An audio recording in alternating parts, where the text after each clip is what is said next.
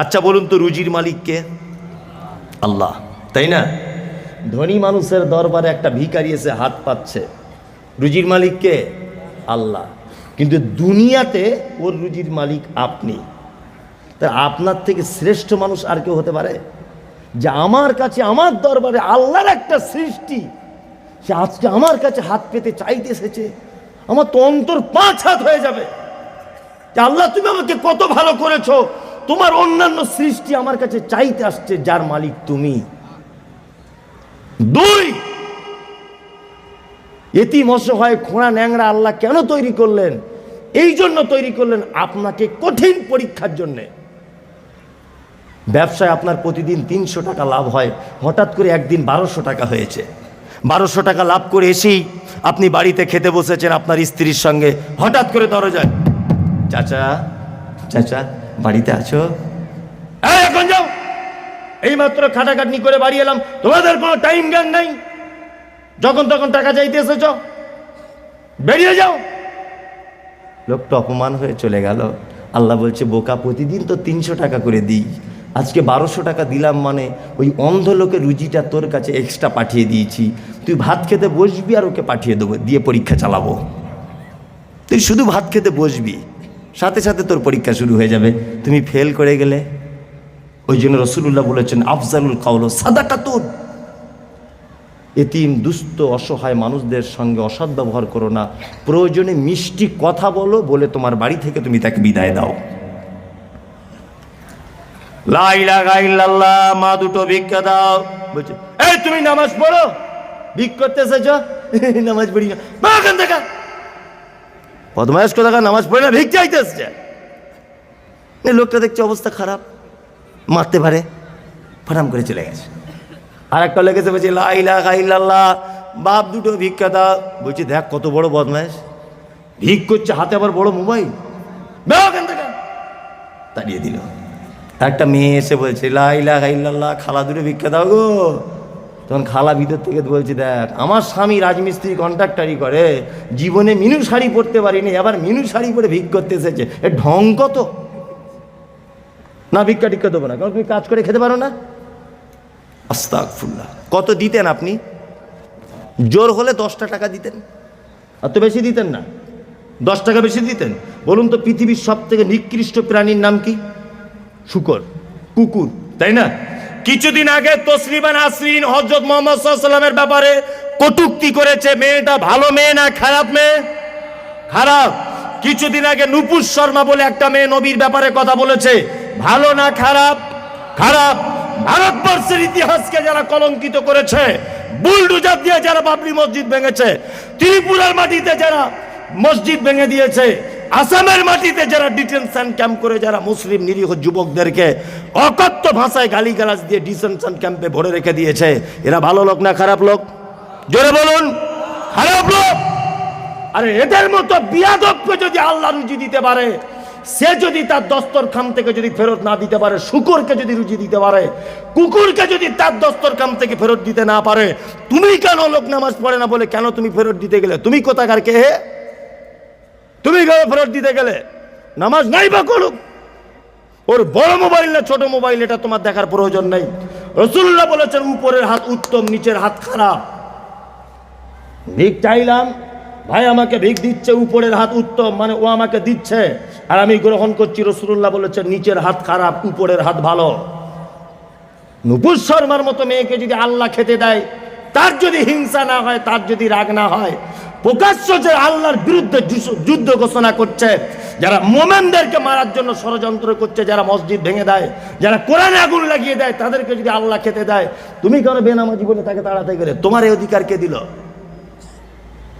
হ্যাঁ, এসব চালাকি আর কতদিন চলবে? শুনুন, আমি মমতাজুল ইসলাম আপনাকে বলছি, জান্নাত বড় সহজ জায়গা, আবার বড় কঠিন জায়গা, হিতে বিপরীত। এক, এতিমের সঙ্গে সদ্ব্যবহার করার পক্ষে আল্লাহ কথা বলেছেন আল্লাহর নবী, না বিপক্ষে? কথা বলুন, পক্ষে।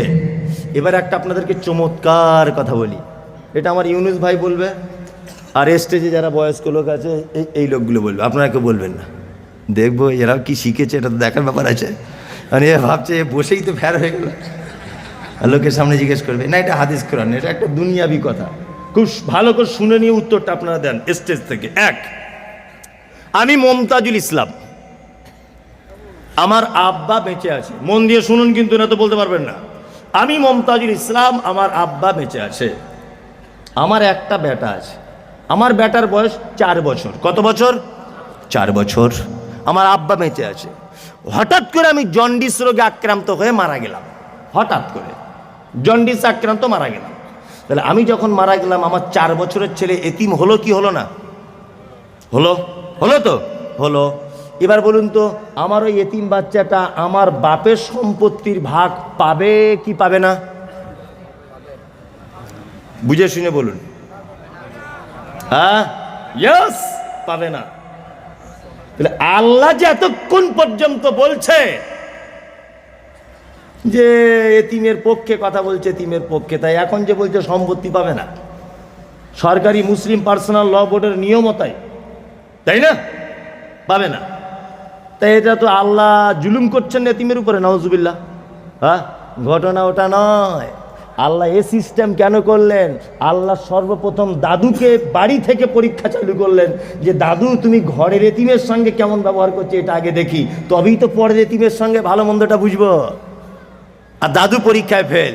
ছেলে যেই মারা গেছে, বৌমা জমি পেয়ে যাবে বলে, মেন জায়গার দোকানের ভাগ পেয়ে যাবে বলে বৌমা আমার পোতা মিথ্যা অপবাদ দিয়ে মেয়েটাকে বাড়ি থেকে তাড়িয়ে দিয়েছে, মিথ্যা কথা বলে। আবার দেখছি হাজি সাহেব হজ করেও এসছে,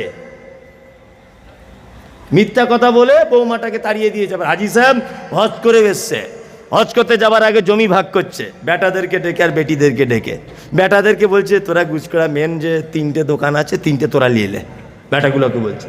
আর বেটিগুলোকে বলছে বিলে এক বিঘে জমি আছে না, মাথা হাত দিয়ে, আবার খুব বুদ্ধি লোকটার, খুব হাত দিয়েছে। হ্যাঁ, মা রাগ করি না, মা রাগ করি না, তোদের পরের ঘরে দিয়ে দিয়েছি তো, 3 ভাইকে 3টে দোকান লিখে দিয়েছি, আর তোরা বিলে 1 বিঘে জমি আছে, পানি জমে থাকে, ওইটা তোরা লে।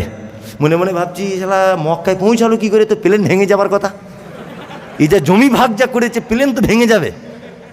তারপরে আবার ভাবছি যে না, প্লেন ভাঙবে না, অন্য হাজি সাহেবরা আছে, এই কারণে ও যদি একা কোনো প্লেনে যেত নিঘাত বাষ্ট করতো।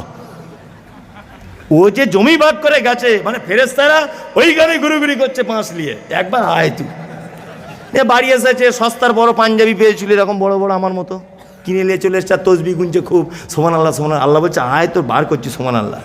জমি যা সিস্টেমে করে দিয়ে গেছে, তোমার সোমান আল্লাহ যে কি সর্বনাশ হবে।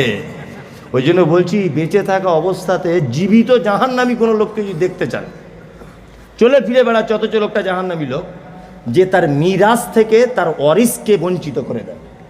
দেখুন জীবিত অবস্থায় জাহান্নামী লোকটা কে? বলছে না, অন্য ছেলেরা তো কেউ দেখে না, ছোট ছেলেরাই দেখাশোনা বেশি করেছে তোমার চাচির, ওই জন্য 2 শতক জায়গা ওকে একটু বেশি করে দিয়েছি। এই যে 2 শতক বেশি করে দিয়েছো, আল্লাহু আকবার, তোমাকে কি যে মার চলবে। আরে ও তোমার সেবা করেনি, তোমার বেটা, ও আল্লাহর দরবারে হিসাব দিবে।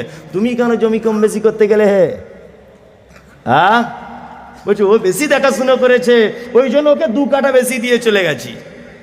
হ্যাঁ, আশ্চর্য ব্যাপার। কখনই এ কাজ করবেন না, আপনি ডাইরেক্ট মারা যান। যদি জমি লিখতেই হয়, বড় কোনো আলেমের কাছে গিয়ে ফারাইজ জেনে সমানভাবে যে যেমন পাবে তেমন বুঝিয়ে দেন, কেউ যেন মনক্ষুণ্ণ না হয়। আর না হলে সব থেকে উত্তম আপনি মারা যান, দেখবেন যার জমি সে ঠিক বুঝে নেবে। কি বলছি বুঝতে পারছেন না? একদম। এতিম ভেরি ইম্পর্টেন্ট বিষয়। এতিমদের মনে কষ্ট দিবেন না। এতিমকে ছেলে মেয়ে যার আব্বা মারা গেছে, এখনো যৌবনে পদার্পণ করেনি, এ হচ্ছে এতিম। জি, আল্লাহ তাআলা তারপরে বলছেন, ওয়ালা ইয়াহুজ্জু আলা তুআমিল মিসকিন, যারা মিসকিনদেরকে খাদ্য দানে উৎসাহিত করে না। ফকিরকে, আমি রিক্সা চালক, সারা বছর রিক্সা চালানোর পরে আমার 10,000 টাকা জমেছে, আমার ছেলের হার্টের অপারেশন লাগবে 50,000। আমি তখন ভাইকে গিয়ে বলছি, ভাই আপনি আমায় কিছু দিয়ে সহযোগিতা করুন, বড় বিপদে পড়েছি, আমার আছে কিছু কিন্তু শর্ট হচ্ছে। আমি হলাম ফকির। মিসকিনকে, মিসকিন হচ্ছে সেই যার কাছে কিছুই নেই, নিঃস্ব লোকটা, একই মিসকিন। আল্লাহ তাআলা তারপরে বলছেন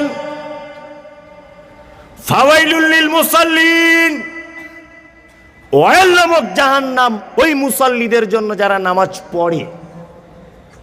নামাজ পড়ে না তো যেখানে যাবে যাবে, আল্লাহ বলছে যারা পড়ে তাদের জন্য জাহান্নাম। কঠিন গেঁড়াকল, কঠিন। যারা নামাজ পড়ে ওদের জন্য জাহান্নাম। তারা কোন নামাজি? আল্লাহ তাআলা বলছেন